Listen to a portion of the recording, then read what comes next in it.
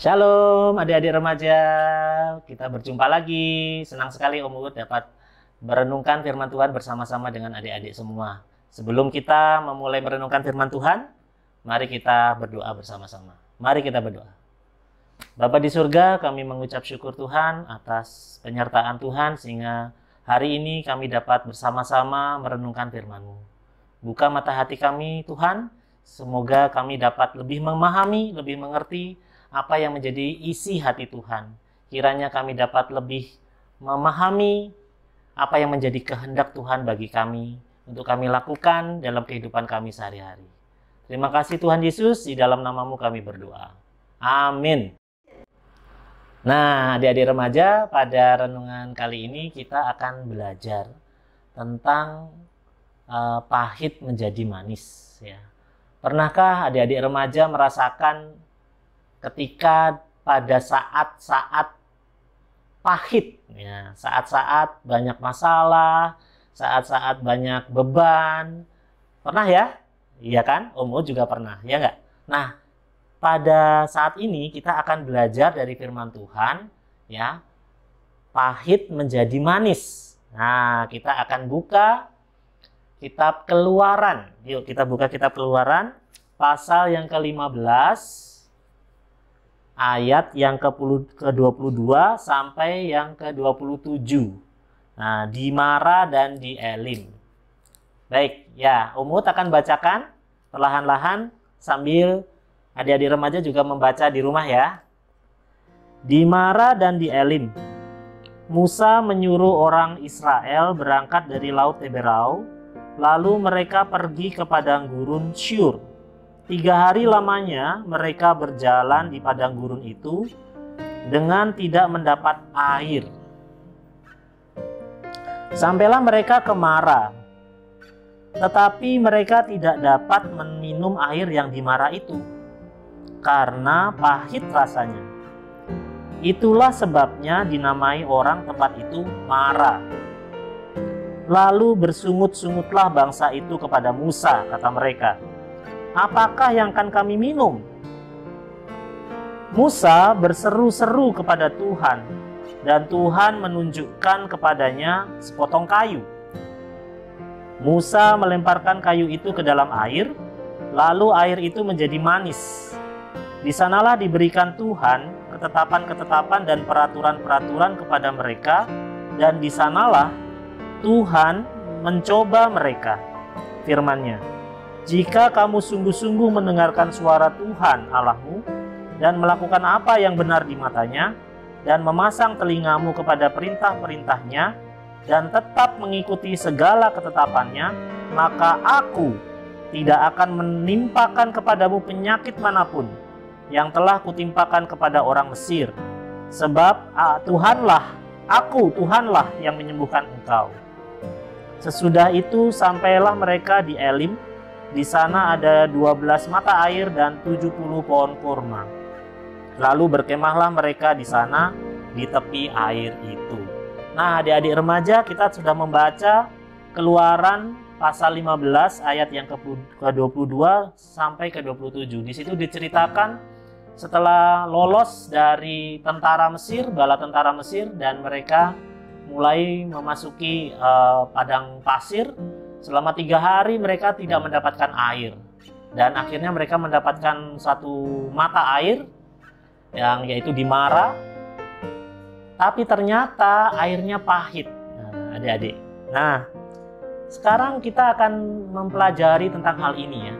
Nah, apa yang kita lakukan seharusnya adik-adik apabila kita mengalami masa-masa pahit, tanda kutip ya, masa-masa sulit, masa-masa penuh dengan masalah, masa-masa yang pahit. Nah, kita lihat di sini apa yang dilakukan bangsa Israel ketika menemukan air yang pahit tadi. Mereka malah mereka bersungut-sungut ya, mereka bersungut-sungut kepada Musa. Nah, mereka lupa bahwa beberapa waktu sebelumnya, coba kalau adik-adik ada bawa Alkitab, coba buka di Keluaran 14 ya. Keluaran 14 ternyata diceritakan bahwa Tuhan bahkan membelah lautan untuk menyelamatkan bangsa Israel.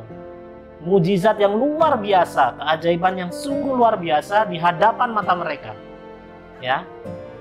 Langsung kemudian terlupakan ketika mereka mendapatkan air yang pahit tadi. Nah, satu pelajaran yang baik bagi kita adik-adik. Satu tips dari Om. Ketika kita berada di masa-masa sulit, lihatlah ke belakang. Maksudnya bukan menengok ke belakang ya, tetapi lihatlah di masa-masa sebelumnya, di mana Tuhan memelihara dan menjaga, di mana Tuhan memberikan berkat-berkatnya yang melimpah kepada adik-adik semua di masa-masa yang lampau. Jadi dengan demikian kita akan merasa lebih bersyukur. Seandainya bangsa Israel ini mengingat bahwa tidak lama sebelumnya Tuhan itu menyelamatkan mereka dengan membelah lautan, sehingga mereka dapat menyeberang laut, lolos dari kejaran para bala tentara Mesir. Ketika mereka akan mengingat itu, mungkin mereka akan tidak bersungut-sungut. Mungkin mereka akan lebih bersyukur. Nah, itu tips yang pertama.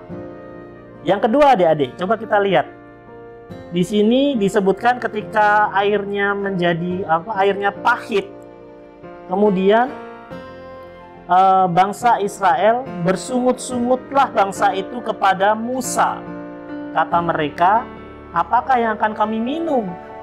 Nah, adik-adik remaja, coba kalau adik-adik baca dari Kejadian, Keluaran sampai nanti akhir kitab Taurat, bangsa Israel sering melakukan apa yang disebut di dalam Alkitab ini bersungut-sungut.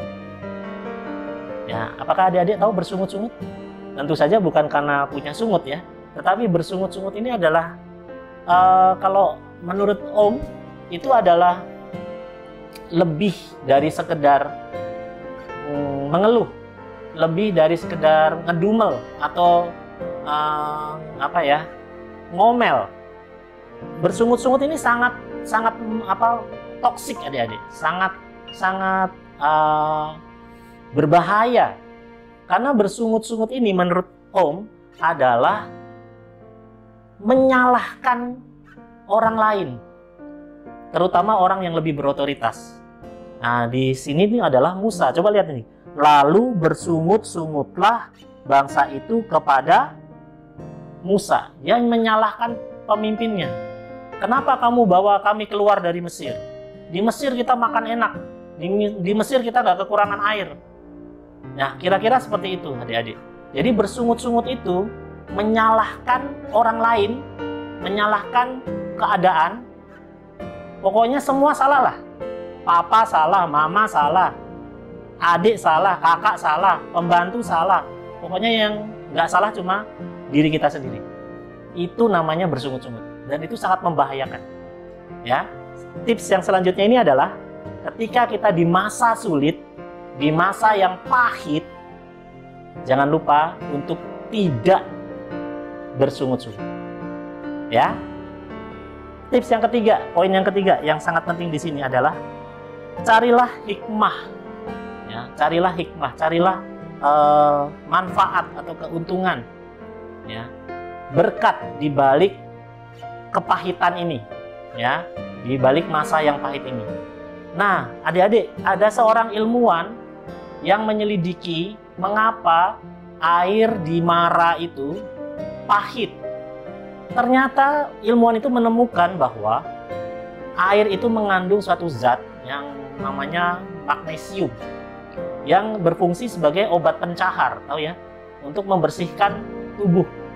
Ya, sehingga kita akan buang air besar, mohon maaf. Ya, sehingga segala penyakit dan segala racun yang ada di dalam tubuh itu akan terbuang. Nah, kenapa Tuhan melakukan itu?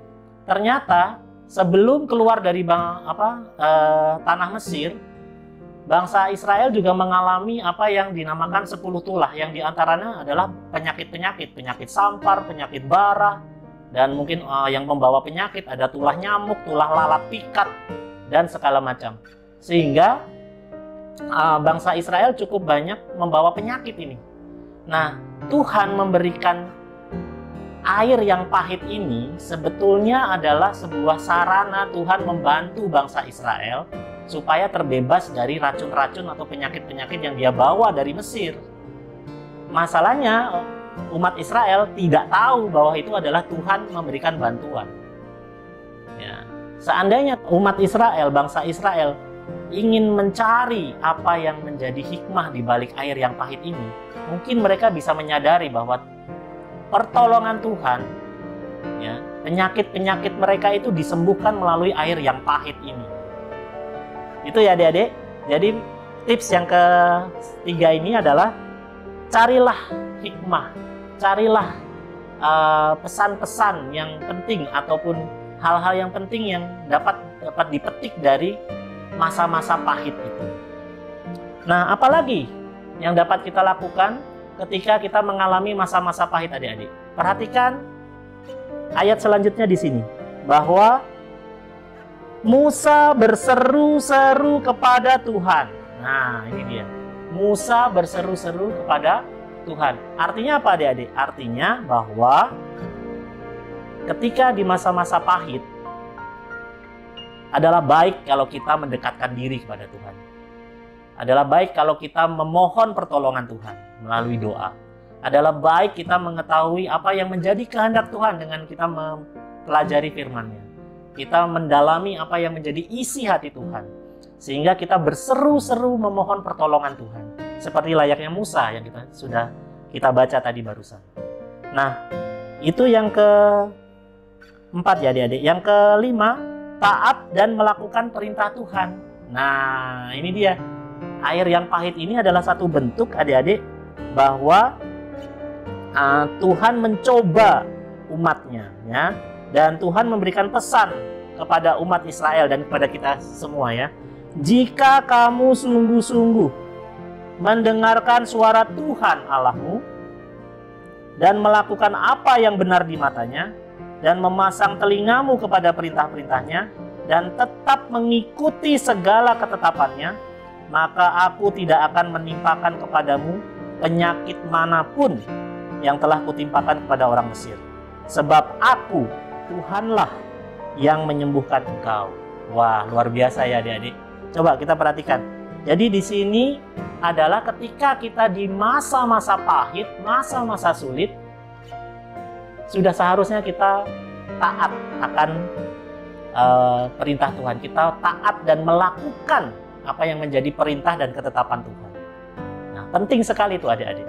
Ya, pasti Tuhan akan memberikan berkat-berkatnya sehingga yang tadinya pahit, masa-masa pahit, menjadi masa-masa yang manis, ya nggak? Ya, coba kita sekarang lihat.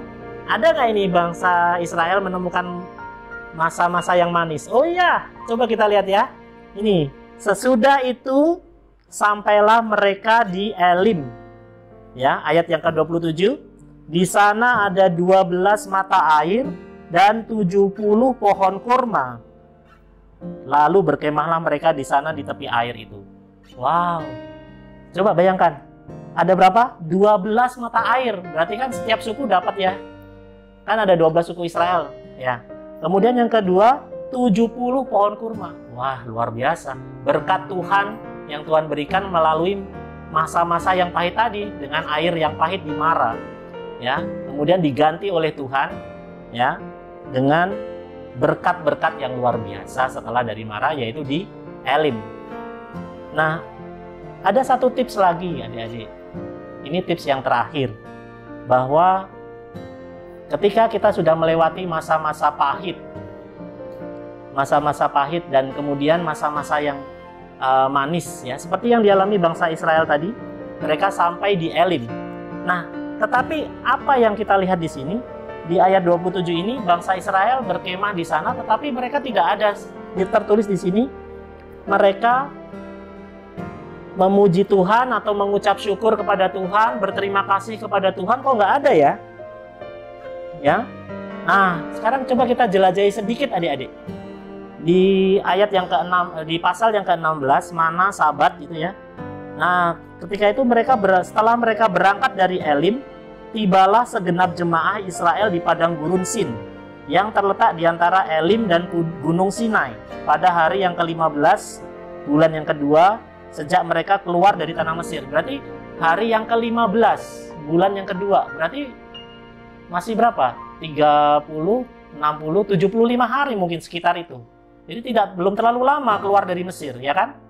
Ya, mereka udah bersungut-sungut di Mara, ya kan?